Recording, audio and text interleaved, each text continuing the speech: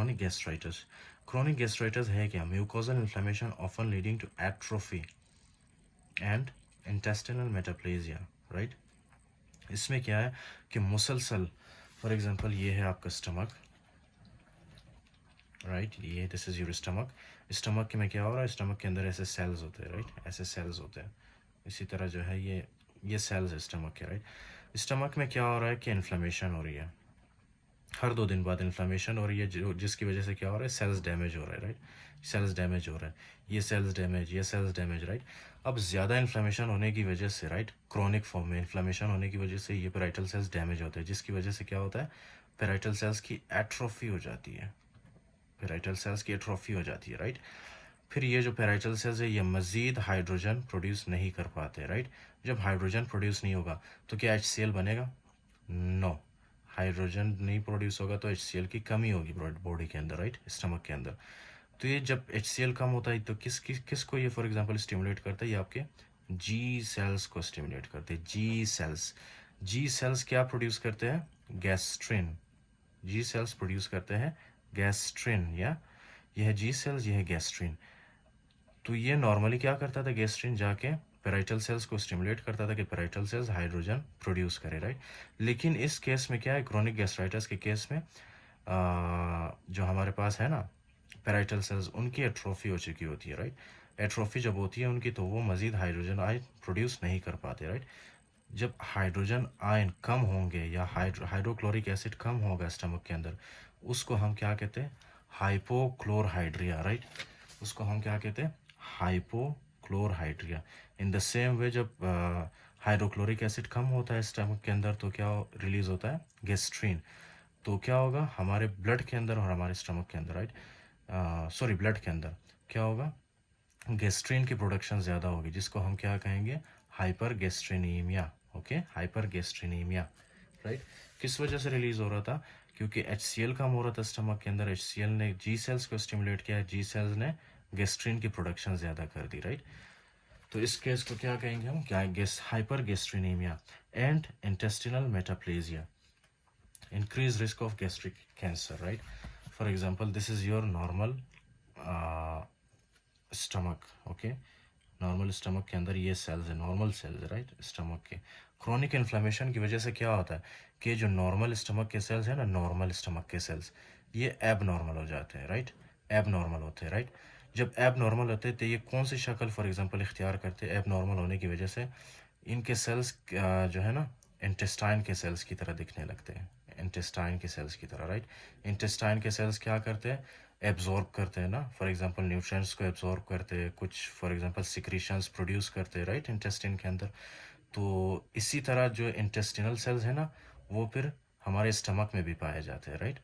अगर इसको हम ट्रीट ना करें तो फिर ये जो है कन्वर्ट होगा कैंसर में, कैंसर में, राइट, कैंसर में. तो इसीलिए हम क्या कहते हैं?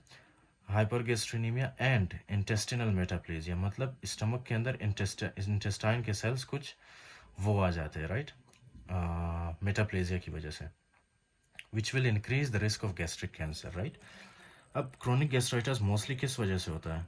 एक्यूट गैस्ट्राइटिस तो एनसेड्स वगैरह की वजह से हो रहा था, राइट. क्रोनिक गैस्ट्राइटिस किसकी वजह से हो रहा है? H. pylori 90%, और 10% है ऑटो इम्यून कंडीशन जिसमें एंटीबॉडीज बनती है, राइट. तो H. pylori क्या करता है? H. pylori क्या करता है वो ऑलरेडी मैं एक्सप्लेन कर चुका हूँ, राइट. अच्छा जी. तो it is the most common cause of the chronic gastritis. It will increase the risk of peptic ulcer disease, right. इसकी वजह से क्या होता है? H. pylori की वजह से पेप्टिक अल्सर भी हो सकता है, राइट. उसके चांसेस ज़्यादा होते हैं. उसके अलावा माल्ट लिम्फोमा, माल्ट लिम्फोमा मैं आपको पढ़ाऊंगा. This is a kind of lymphoma, right, cancer है ये MALT lymphoma, right. It affects antrum first and spreads to body of the stomach. First of all ये जो H. pylori है, ये H. pylori ये आपके पास स्टमक है, ये आपका फंडस, ये आपका बॉडी, ये है एंट्रम एरिया, राइट. तो ये किस एरिया को H. pylori सबसे ज़्यादा इन्फेक्ट करता है? सबसे पहले ये जो आपके पास है ना एंट्रम, सबसे पहले यहाँ पे आके ये इन्फेक्शन कॉज करता है या डैमेज करना स्टार्ट कर देता है, राइट. जब ये वाला एरिया डैमेज होगा ना एंट्रम, फिर ये H. pylori पूरे स्टमक को जो है डैमेज करना स्टार्ट कर देगा, राइट. पूरे स्टमक को, body of the stomach spreads to body of the stomach, ये बॉडी ऑफ द स्टमक है, राइट. अच्छा, फिर उसके बाद है autoimmune conditions. Autoimmune conditions is very obvious, right. इसमें क्या बनती है, नॉर्मली आपके बॉडी के अंदर ऐसे एंटीबॉडीज़ बनती है, राइट। ये एंटीबॉडीज़ क्या करती है, एंटीबॉडीज़ किसी भी बैक्टीरिया फॉर एग्जांपल या वायरस को जो है जाके किल करता है, राइट। लेकिन कभी कभी क्या होता है कि हमारे बॉडी के अंदर हमारे ही एंटीबॉडीज़ हमारे ही ऑर्गन को डैमेज करना स्टार्ट कर देते हैं, राइट।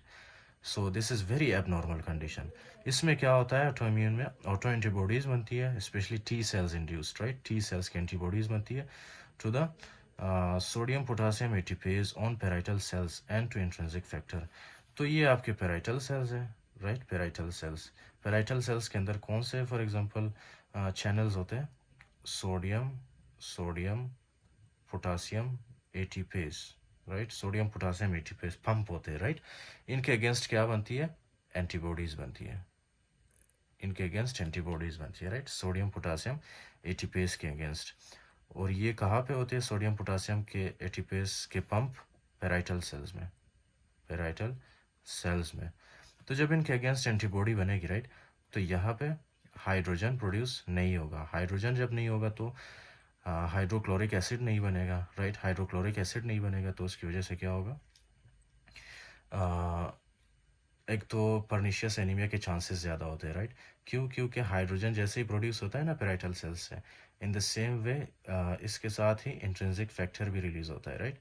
ये मैं ऑलरेडी एक्सप्लेन कर चुका हूँ आपको हेमाटोलॉजी के लेक्चर्स में, राइट। हेमाटोलॉजी के लेक्चर्स में आप जाके देखेंगे तो आपको वहाँ पे ये मिलेगा, राइट, कि इंट्रिंसिक फैक्टर किस लिए काम आता है हमारे बॉडी के अंदर, वाइटामिन B12 को एब्जॉर्ब करने के लिए। अगर इंट्रिंसिक फैक्टर की डेफिशिएंसी होगी तो वाइटामिन B12 एब्जॉर्ब नहीं होगा बॉडी के अंदर, जिसकी वजह से मेगेलोब्लास्टिक एनीमिया हो सकता है, राइट।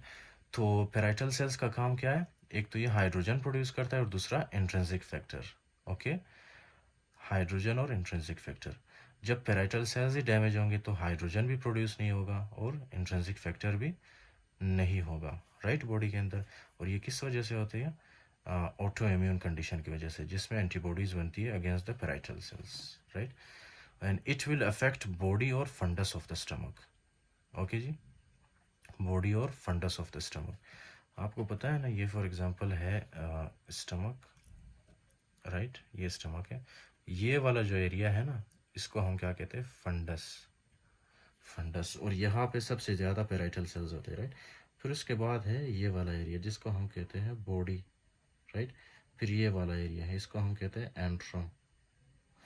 तो यहाँ पे क्या होता है, ऑटो इम्यून कंडीशन में अफेक्ट्स बॉडी और फंडस ऑफ द स्टमक। या तो बॉडी ऑफ द स्टमक को इसके अगेंस्ट एंटीबॉडीज बनती है, या तो फिर फंडस के सेल्स के अगेंस्ट एंटीबॉडीज बनती है, right. So this is chronic gastritis.